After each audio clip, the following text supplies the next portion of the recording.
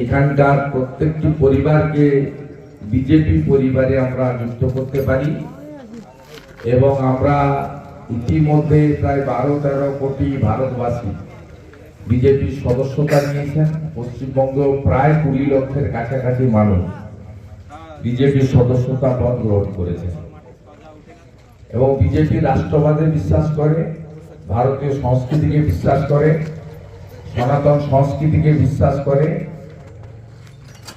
জনজাতি সহ সমস্ত সম্প্রদায়ের যে অধিকার, জঙ্গল জমি শক্তিশালী করতে গেলে 2047 সালে ভারতকে বিকশিত ভারত করতে গেলে আমাদের সবাইকে বিজেপির সঙ্গে যুক্ত হতে হবে।